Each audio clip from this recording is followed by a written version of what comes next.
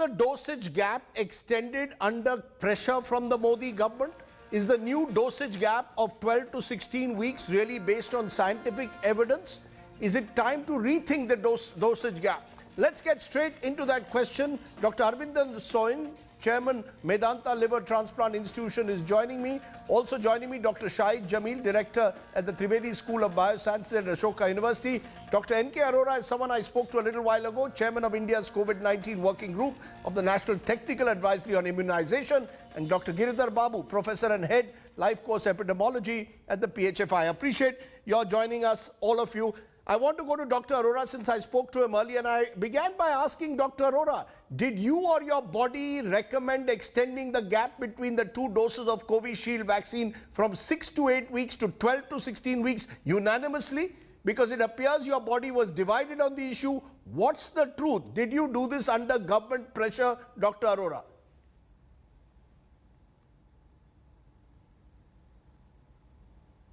So we are a group of technical people, and some of the best in the country as far as immunization and vaccination is concerned. There is always these technical issues are discussed, and finally we arrive at a decision. If somebody has any difficulty, they put in their dissent, and dissent is also documented in the minutes, and then it goes to the next level. I chair the National COVID-19 Working Group of ANTAGI. Once it is decided in our working group, it goes to ANTAGI, which is the main body, and they rediscuss and take a very considerate opinion, which is a larger group. And finally, NECVAC takes it up and makes it a policy. And at no point any dissent came for increasing this vaccine interval between two doses of the Covishield vaccine. No, let's get it clear, Dr. Arora. You are telling me that there was no division, but we've got on record a former director of the National Epidemiology, MD Gupta, saying that this decision was not unanimous, that 12 to 16 weeks is something the government decided.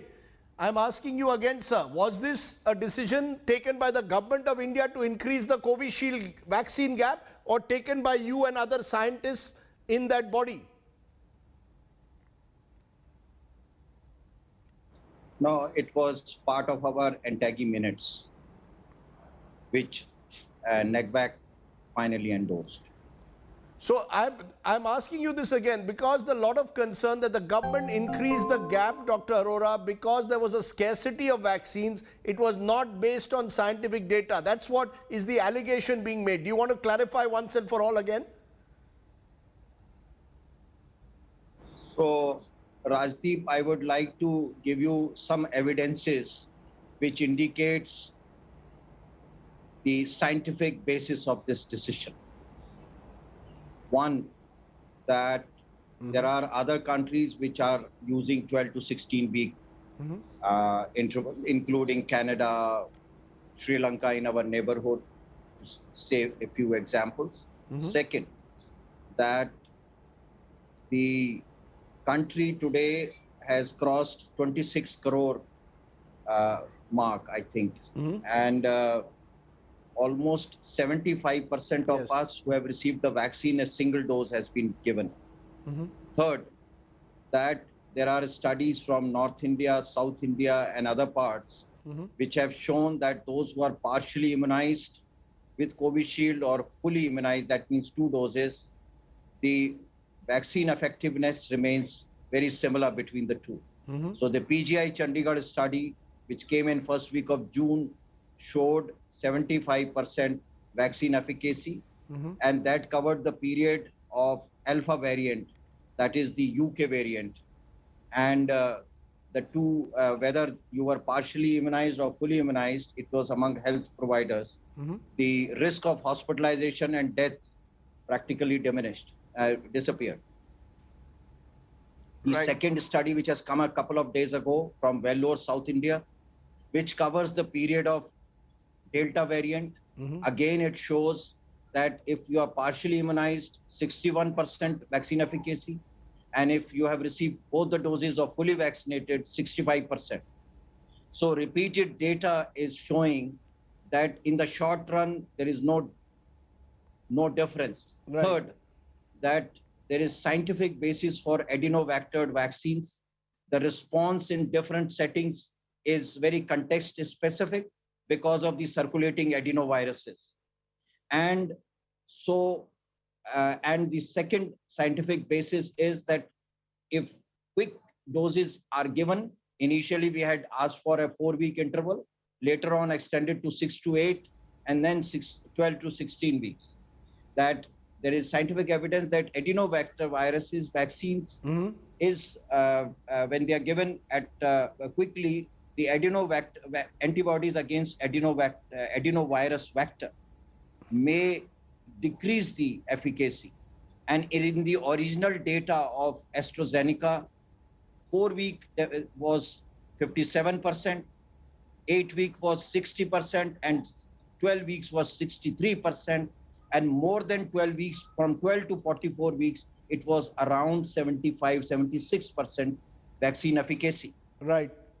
The next is that primarily this vaccine was envisaged to be a single dose. There are other examples of similar platform-based vaccine, that is Johnson & Johnson, which is also a single dose vaccine.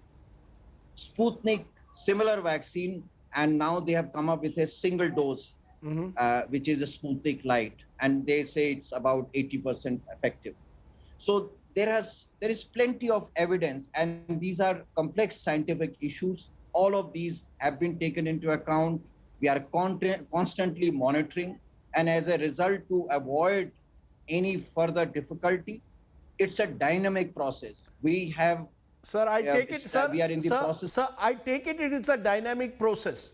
But in the United Kingdom, they have now gone back to 8 to 12 weeks because of the spread of the deadly Delta variant. I ask you, therefore, is that a possibility in India? Are you going to recommend going back to 8 to 12 weeks instead of 12 to 16 weeks or not? So even when we were taking this decision, there was a lot of discussion whether we should stick on at 8 weeks at that time.